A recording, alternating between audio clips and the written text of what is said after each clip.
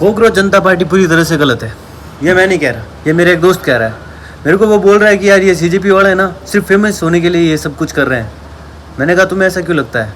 वो बोल रहा है कि यार कोई मुद्दा ही नहीं है, 22 मिलियन इंस्टाग्राम फॉलोअर्स कर लिए और अब क्या सिर्फ बैठ के साथ में धरना प्रदर्शन कर रहे हैं। मैंने उसको बोला भाई अभी जो लड़के मरे हैं नीट परीक्षा की वजह से, जो पेपर लीक हुए उसकी वजह से मरे हैं, तो उनको जस्टिस नहीं चाहिए? वो बोल रहा है कि यार वो बात ही नहीं कर रहे हैं, वो तो एक पार्टी को पकड़ के बैठे हैं कि यार ये जो पार्टी है जो अभी सत्ता में बैठी है इसी की गलती है, इसी की गलती है, उसको क्यों मतलब छेड़ रहे हैं। अगर उनका प्रोटेस्ट सिर्फ बच्चों के लिए तो उनकी बात करें, ठीक है। अगर रिज़ाइन ही मांगना है तो रिज़ाइन मांगे, लेकिन उसमें उस पार्टी के बारे में बार बार बातें हो रही है और उसको ये पसंद नहीं है क्योंकि वो उसका कट्टर सपोर्टर है, ठीक है। तो मैं उस बंदे से ये कहना चाहता हूँ कि उस पार्टी के बारे में बात इसलिए हो रही है क्योंकि सत्ताधारी पार्टी ही आज देश को रूल कर रही है, हर चीज़ में उसका ही हाथ है, ठीक है। Education minister, finance minister, health minister और home minister, prime minister, MLA, MP ज़्यादातर इसी एक ही पार्टी के, ठीक है। तो इस केस में उनसे ही सवाल करना बनता है। अब मैं उनसे ये कहना चाह रहा हूँ कि अभी जो एक मंदिर बना है अयोध्या में, उसमें 200 करोड़ की चोरी हुई है, ठीक है। और ये जो भारत के जो इतने बड़े पोस्ट पे बैठे हैं, अगर वो हमें जवाब नहीं देंगे तो कौन देंगे, ठीक है। लोगों ने अपने श्रद्धा भाव से वहाँ पर पैसे डोनेट किए हैं और ये उन्होंने सोचा होगा कि ये पैसे अच्छे के लिए यूज़ होंगे, क्या पता गरीबों के लिए यूज़ हो, क्या पता धर्म के लिए यूज़ हो, या क्या पता पशु पक्षियों के लिए यूज़ हो, लेकिन ये सीधे चोरी हो जाते हैं और कोई बड़े लोग उनका यूज़ करते हैं, मिस यूज़ करते हैं। अब ज़्यादातर लोगों की गलती है क्योंकि जो भी पॉलिटिशियंस है उनको वो लोग अपने गुरु के रूप में देखते हैं, वो सोचते हैं कि यही है बंदे जो अपने भारत को आगे बढ़ाएंगे। मैं एक बात कहता हूँ कि जो भी इंसान पावर में आता है ना, उसका वो सोच नहीं रहती है जो सोच पहले थी। मतलब ये है कि जो भी देश के लिए कुछ करना चाहता है ना, जब पावर आता है, जब पैसा आता है, तो वो सिर्फ खुद के लिए और अपनी फैमिली के लिए करना चाहेगा। उसको पता है 5 साल के बाद तो मैं तो चला जाऊँगा, उसके बाद मेरी कोई वैल्यू नहीं रहेंगे। Ex CM, x sarpanch, ex MLA, x MP, यही एक वैल्यू रहेगी। तो उनको पता है कि मेरे को ये लंबे टाइम तक रखना है, इसलिए वो उसके लिए गलत सही कोई रास्ता नहीं देखते, बस बना रहना है मेरे को, बस ये बात है। और इसी चीज़ का तो विरोध करें सर। अब लोग इनके पीछे कट्टर हो चुके हैं कि हम कोई सवाल नहीं कर सकते।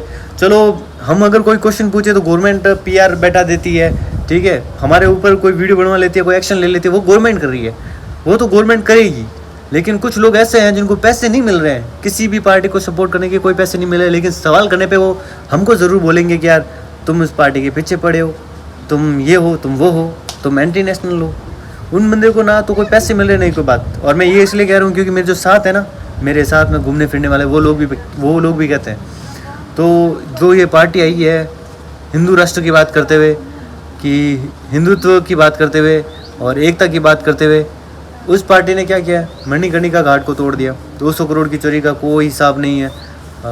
उनकी रैली में बजरंगबली को नचाया गया है और मतलब पतंग बना के उड़ाया गया है। ये सब चीज़ें हो रही है, ये सब धर्म के लिए सही है क्या? सीजेपी की प्रोटेस्ट के दौरान एक कॉमेडियन है जिनका नाम कुछ कामरा करके है, तो उन्होंने बोला कि सिया के पति का नाम लेके नीता के पति का काम कर रहे हैं, तो ये लोगों को ऑफेंड कर गया, तो हाथ बुरा लग गया इनको, ठीक है।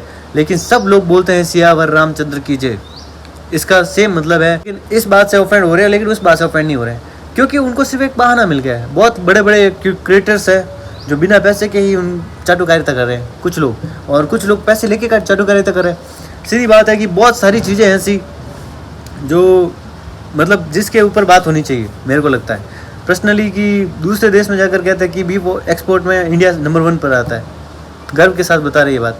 और जब आए थे तब बोल रहे थे कि गाय कटते हुए मैं नहीं देख सकता यार, बहुत बहुत बुरा लगता है, बहुत दिल से बुरा लगता है। और अब वो बुरा नहीं लग रहा। बस मैं ये बोल रहा हूँ कि इतनी सारी गलतियाँ हैं जो मैं गिनाते थकूँगा नहीं बिल्कुल भी, क्योंकि ये जो हंगर स्ट्राइक किया है इन 2014 से 26 तक, ये पहला हंगर स्ट्राइक नहीं है। इससे पहले जीडी अग्रवाल ने किया था, मतलब गंगा नदी को बचाने के लिए। लेकिन क्या हुआ, 111 दिन के भूख हड़ताल के बाद उनकी मौत हो गई। और ये जब पहले से उदाहरण है हमारे पास, तो ये हंगर स्ट्राइक तो मेरे को कोई भी मतलब नहीं लगता कि यही हमको ये करना चाहिए। बस ये है कि हम एक साथ मिलकर इस्तीफ़ा देने के लिए रोड पे बैठ सकते हैं, और वो कई दिनों तक बैठ सकते हैं कि भाई हम यहाँ से हटेंगे नहीं, हमको इस्तीफ़ा चाहिए। जो NH रोड है ना, जहाँ पर रोज़मर्रा की गाड़ियाँ चलती है, वहाँ पर जाके बैठ जाओ, सीधी सी बात। क्योंकि अर्थव्यवस्था तक हिल सकती है, सरकारों को जवाब देना ही पड़ सकता है, बहुत सारी चीज़ें हैं जो इस तरीके से रुक सकती है।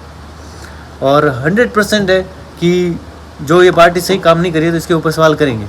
मेरा दोस्त मेरे को बोलता है कि भाई तेरे को पता है कुछ, तू तो सिर्फ क्वेश्चन पूछता है, तेरे को पता है देश कैसे चला जाता है, इतना बड़ा देश है, इतने सारे राज्य, इतने सारे ज़िले हैं, इनको एक साथ में हैंडल करना तेरे को आता है? तू सिर्फ पूछ सकता है, कुछ कर नहीं सकता।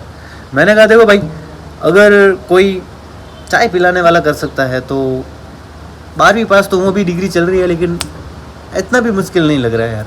जैसे कि मैंने एक दो इन्वेंशन किए, मैंने सोचा है, जैसे मैं बताता हूँ, मैंने सबसे पहले सोचा है इलेक्शन के लिए एक ऐप जो हर फ़ोन में डाउनलोड होगा और अपने घर पे बैठे बैठे लोग वोट दे सकते हैं। इसमें क्या होगा कि जो इलेक्शन के ऊपर खर्च हो रहा है वो नहीं होगा, ठीक है, टाइम बचेगा, जो लंबी लाइनें लगती है धूप में वो सब चीज़ें नहीं होगी। सीधी सी बात है कि इलेक्शन डे के दिन हम एक लॉकडाउन रख देंगे, जैसे कि कोई घर से बाहर नहीं निकल सकता उस दिन, और कोई MP MLA वगैरह कोई भी किसी एरिया में नहीं जा सकता, सीधी से रिस्ट्रिक्शन रहेंगे, और उसके बाद घर पे ही बैठे बैठे वोट देंगे लोग। तो ना तो उनको कोई नज़र रख रहा है उनके ऊपर, और ना कोई उनको धमका सकता है, कोई डरा सकता है, तो लोग वोट करेंगे और रिजल्ट आ जाएगा, सीधी सी बात है। और उसी तरीके से जो पेपर लीक हो रहा है उसके ऊपर मैं बताता हूँ क्या हो सकता है। जो अहम पेपर है जैसे नीट या UPSC वगैरह, तो उनके पेपर्स है ना एक दिन पहले तैयार होंगे, जैसे कि रात को 12 बजे बैठक बैठाई, सुबह 5-6 बजे तक पेपर तैयार। अगर ज़्यादा टाइम लग सकता है तो इसमें ज़्यादा टाइम भी दे सकते हैं, ठीक है। सुबह 5-6 बजे तक पेपर तैयार, और 9-10 बजे तक जैसे कि ऑनलाइन डालकर वापस प्रिंट निकाल कर स्कूलों तक पहुँच सकते हैं, जहाँ पर भी उनका एग्ज़ाम सेंटर होगा वहाँ तक पहुँचाया जा सकता है। हर चीज़ का तोड़ है, सोचने वाला चाहिए। बीजेपी मेरे को गलत नहीं लगती है, भारतीय जनता पार्टी बहुत ही बढ़िया पार्टी है, लेकिन जब तक अटल बिहारी वाजपेयी थे उनका यही कहना है कि अगर आप सरकार से सवाल नहीं कर सकते तो आप देशभक्त कहना छोड़ दीजिए। और जहां 1975 में इंदिरा गांधी का ये जो इमरजेंसी लगी थी, उनसे बहुत बड़ी चूक हो गई, इतनी खतरनाक चूक कि अब तो लोगों को दूसरे की नीड होने लगी। और फिर आई 1980 में बीजेपी, भारतीय जनता पार्टी, सबसे बढ़िया पार्टी। लेकिन ये खराब, मैं ये बोल रहा हूँ कि कोई पार्टी खराब नहीं होती है, मेरी आइडियोलॉजी है कि कोई इंसान की सोच वो मैटर करती है, पार्टी मैटर नहीं करती है। आप बोलेंगे कि यार कांग्रेस को समर्थन करता हूँ, बीजेपी आप या SP को समर्थन करता हूँ, लेकिन जब उनका लीडर ही अगर खराब आके बैठ गया तो आप किसी भी पार्टी का सपोर्ट कीजिए, कोई मतलब नहीं है। एक विज़न देखना पड़ता है। जैसे मैं बताता हूँ आपको, इंदिरा गांधी का एक विज़न था, ये गलती हुई है उनसे भी, बहुत सारी गलतियाँ हुई, लेकिन एक विज़न था, तब उनको आयरन लेडी कहा जाता है। अटल बिहारी वाजपेयी बीजेपी से थे, लेकिन उनका भी एक विज़न था, ठीक है। इसी तरह से जवाहरलाल नेहरू हो या कोई भी बड़े बड़े लोग हैं, उनका एक विज़न था, और जो उन्होंने बोला उन्होंने किया। लेकिन एक बंदा ऐसा आया जो उन्होंने बोला और उसका उल्टा ही किया। जिन जिन चीज़ों पे उन्होंने विपक्ष पर उंगली उठाई थी, वही चीज़ें उन्होंने खुद ने दोहराई है।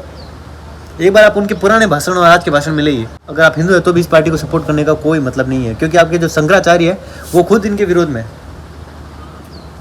तो इसी के साथ आज का व्लॉग खत्म करते हैं। और ये मैंने व्लॉग इसलिए बनाया है क्योंकि यार 125 सब्सक्राइबर्स थे बहुत दिनों से, फिर मैंने सोचा वीडियो बनूंगा नहीं, अब 127 हो गए, 1000 करा दो यार।